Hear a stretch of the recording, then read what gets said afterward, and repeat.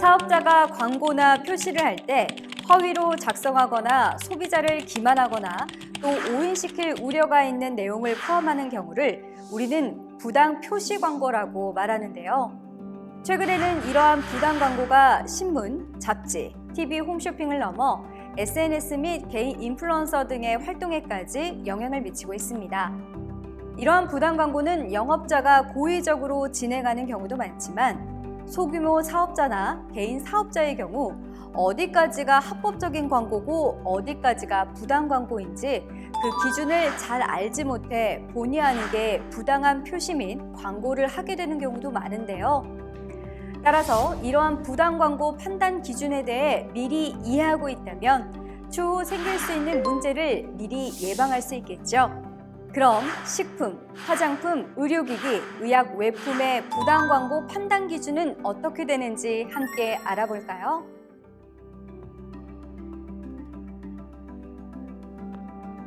화장품 분야의 부당 표시 광고 판단 기준을 이해하기 위해서는 먼저 화장품의 정의에 대해서 살펴볼 필요가 있는데요. 화장품이란 인체를 청결, 미화하여 매력을 더하고 용모를 밝게 변화시키거나 피부, 모발의 건강의 유지 또는 증진하기 위해 인체에 바르고 문지르거나 뿌리는 등 이와 유사한 방법으로 사용되는 물품으로 인체에 대한 작용이 경미한 것을 말합니다.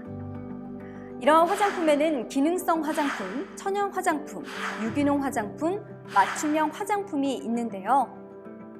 우선 기능성 화장품이란 피부의 미백에 도움을 주거나 피부의 주름 개선에 도움을 주는 제품 또는 피부를 곱게 태워주거나 자외선으로부터 피부를 보호하는 데 도움을 주는 제품, 모발의 색상 변화 및 제거 또는 영양 공급에 도움을 주는 제품, 피부나 모발의 기능 약화로 인한 건조함, 갈라짐, 빠짐, 각질화 등을 방지하거나 개선하는 데 도움을 주는 제품을 의미합니다.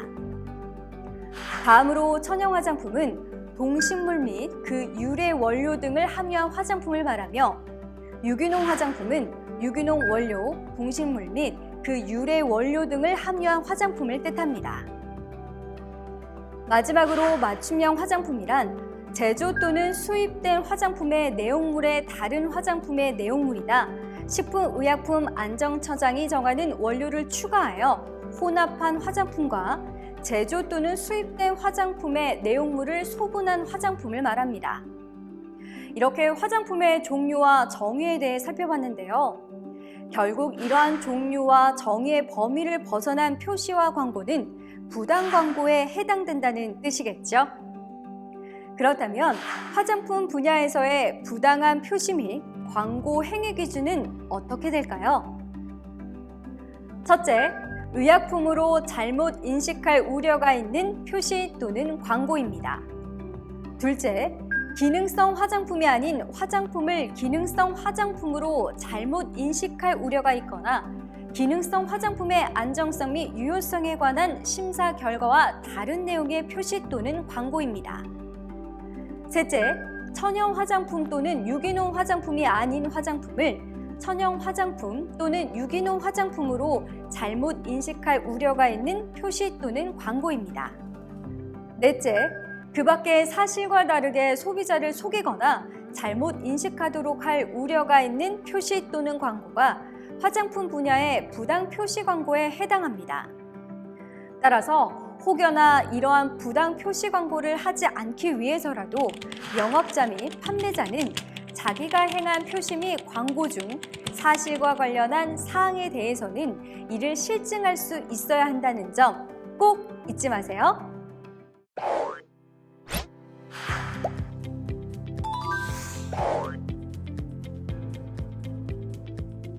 내가 파는 상품 보다 많은 사람들이 찾아 쓸 수 있도록 이런 장점 저런 장점 다 말하고 싶겠지만 허위 사실을 유포하거나 과대 광고를 해서는 안 된다는 거 다들 알고 계시죠? 하지만 어디까지가 허위고 어느 정도가 과대인지에 대해서는 모르는 분들이 많으실 텐데요. 그런 여러분들을 위해 쉽고 빠르게 이해할 수 있는 허위 과대 광고 관련 질문들을 모아왔습니다. 그럼 지금 바로 알아볼까요?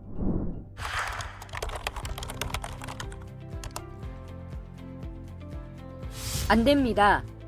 화장품법 제13조에서는 의약품으로 오인될 수 있는 광고, 기능성 화장품의 안전성 및 유효성에 관한 심사 결과와 다른 내용의 광고 등을 금지하고 있습니다. 만약 탈모 증상 완화 기능성 화장품으로 심사 또는 보고했다 해도 발모 효과 표현을 사용해 광고할 경우 관계 법령에 저촉됩니다.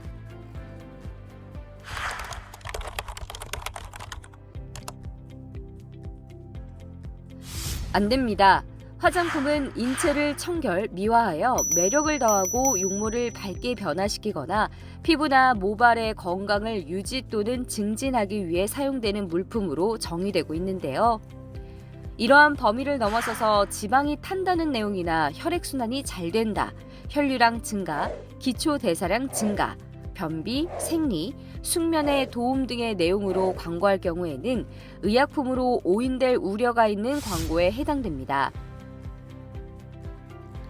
또한 다이어트 등의 효능과 효과를 표방하거나 팔뚝, 다리 등에 부착하여 열을 낸다, 외국에서 의료기기로 등록 등의 내용으로 광고를 하면 화장품의 범위를 벗어난 광고에 해당합니다.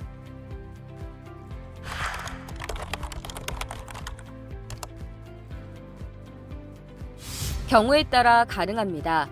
생활화학 제품 안전관리 대책에 따라 화장비누, 흑채, 제모왁스 등의 인체와 식품에 직접 적용되는 제품은 화장품으로 관리하도록 전환되었는데요. 이에 따라 화장비누의 경우 여드름 증상 완화 등의 효능을 표방해 광고하기 위해서는 기능성 화장품으로 심사 및 보고를 완료해야 합니다. 이때 여드름 치료 등의 내용으로 광고를 한다면 의약품으로 오인될 우려가 있는 광고에 해당되니 주의해주세요.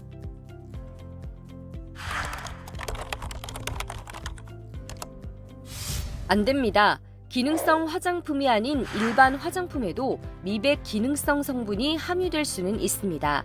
하지만 실제로 미백 성분이 함유되어 있다고 해도 기능성 화장품으로 심사 및 보고를 완료하지 않았다면 해당 성분명을 전 성분 표시사항으로 기재하는 것 외에 미백 기능성 고시원료 함유 등의 내용으로 광고한다면 미백 기능성 화장품으로 오인될 우려가 있는 광고에 해당됩니다.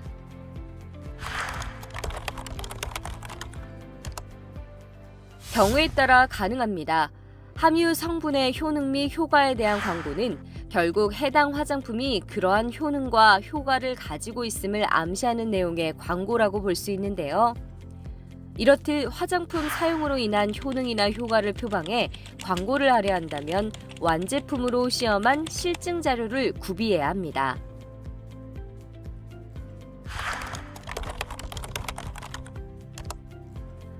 안 됩니다. 화장품법 제13조에서는 사실과 다르게 소비자를 속이거나 소비자가 잘못 인식할 우려가 있는 광고를 금지하고 있으며 화장품의 범위를 벗어나는 광고를 하지 않도록 제한하고 있습니다. 화장품법 제2조에서는 이러한 화장품의 효능에 대해 인체에 대한 작용이 경미한 것으로 정의하고 있기 때문에 진피층까지 전달 등의 효능 및 효과를 광고하는 것은 적절치 않다고 볼 수 있습니다.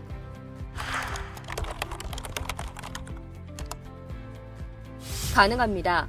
다만 이처럼 화장품 사용으로 인한 효과를 광고하고자 한다면 해당 광고 내용이 사실임을 입증할 수 있도록 해당 화장품으로 시험한 실증 자료를 구비해야 합니다.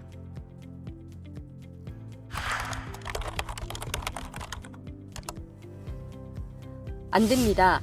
피부의 진피층에 있는 피지샘에서의 피지 분비는 털과 피부의 건조 방지를 위한 생리현상으로 기전적인 억제나 감소는 화장품이 표방 가능한 범위를 벗어난 것으로 판단됩니다.